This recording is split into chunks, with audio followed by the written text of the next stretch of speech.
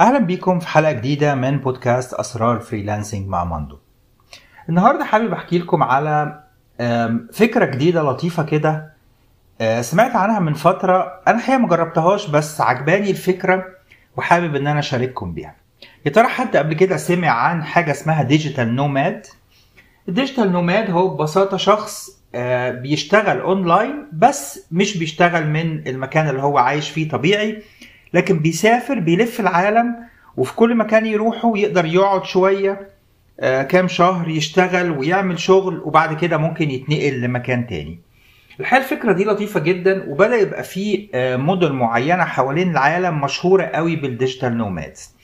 ويمكن أشهر مدينة الكلام بيتكرر كتير عنها هي لشبونة في البرتغال. لشبونة في البرتغال عملوا حاجة اسمها ديجيتال نوماد فيزا. تقدر تقدم على الفيزا دي وتاخدها وتروح تعيش هناك. تقدر تعيش مدة طويلة، اعتقد 6 شهور مثلا او سنة بإقامة رسمية. تقدر ان انت تأجر مكان، وتقدر ان انت تعيش وتشتغل وتبقى ديجيتال نوماد فيها. كمان في بلاد تانية او في مدن تانية مشهورة بالحكاية دي قوي. من المدن المشهورة بين الديجيتال نومادز بالي اندونيسيا، في مدينة اسمها شيانغ ماي في تايلاند، برلين في ألمانيا، برشلونة أسبانيا، وعدد من البلاد. في يعني في ريبورت لطيف كده معمول عن البست ديجيتال نوماد سيتيز. عملوا موقع ابورك، ممكن ابقى احط لكم اللينك بتاعه في الديسكريبشن بتاع البودكاست. طيب الفكرة لطيفة، لكن يا ترى محتاج ايه علشان تبقى ديجيتال نوماد؟ والناس بتفكر ازاي او ازاي بتقدر ان هي تعمل حاجة زي كده؟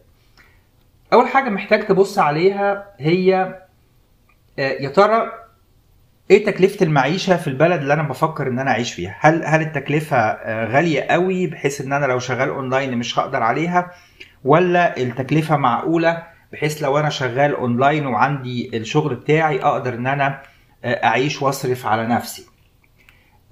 الحاجة التانية كمان هي الانترنت. انت محتاج مكان يبقى فيه الانترنت، شبكة الانترنت قوية جدا والسرعة كويسة جدا، بحيث لو انت بتشتغل اونلاين، لو بتعمل اونلاين ميتينجز، بترفع شغلك اونلاين، كل الحاجات دي تبقى الدنيا ستيبل وتقدر ان انت تعمل شغلك بدون اي انتربشن، بدون اي مشكلة.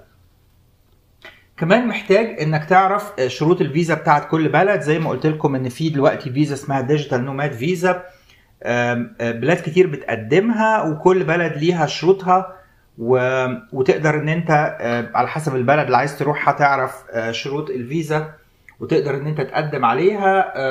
كتير منهم بيدوك اقامة من اول 3 شهور لحد سنة كاملة، تقدر تعيش بشكل قانوني ورسمي في البلد اللي انت عايز تشتغل فيها. كمان محتاج تدور على المعيشة او المكان اللي هتأجره وتعيش فيه. محتاج يبقى الاختيارات متوفرة، الاسعار تبقى كويسة، ويبقى حاجة المستوى بتاعها كويس بحيث تقدر انك تعيش عيشة كويسة.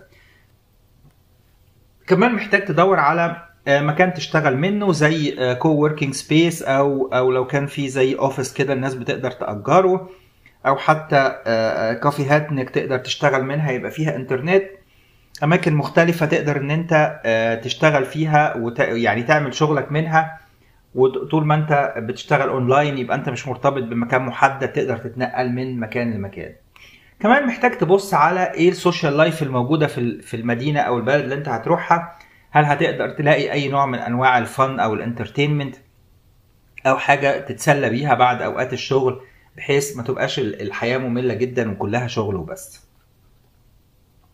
بشكل عام الكواليتي اوف لايف محتاج انك تبص عليها كلها، بحيث ان انت لما تاخد الخطوة دي تبقى عامل كل حسابك كويس. بتقدر ان انت تعمل حساب الفلوس. يا ترى طب انا شغلي بيدخل لي كام في الشهر؟ طب لو انا هأجر مكان اعيش فيه تكلفته ايه؟ طب المواصلات، الاقامة، الاكل، بحيث قبل ما تاخد الخطوة دي تقدر تعمل حسابك كويس وتعرف هل هتقدر ان انت تغطي تكاليفك وتستمتع بالتجربة دي ولا لا. من الحاجات المهمة كمان قوي ان انت تعمل حساب زي ما قلنا المصاريف، وتعمل حساب الشغل بتاعك كمان يستحسن لو هتروح في بلد تبقى التوقيت بتاعها متناسب مع توقيت العملاء بتوعك. لو انت بتشتغل مع عملاء في مكان معين، حاول تروح مكان يبقى فرق التوقيت فيه مش كبير، بحيث ما يبقاش عندك عقبة كبيرة انك تتواصل مع العملاء بتوعك من المكان الجديد اللي انت بتفكر فيه. وطبعا الفكرة دي يمكن مناسبة اكتر لحد مش متجوز او مش مرتبط، بحيث يبقى حركته خفيفة، يقدر يتنقل من مكان لمكان والتكلفة تبقى معقولة. لو هتتحرك بعيلة كاملة واطفال وكده ممكن الحكاية تبقى اصعب، ويمكن ما يبقاش الموضوع مناسب. اتمنى الفكرة تعجبكم.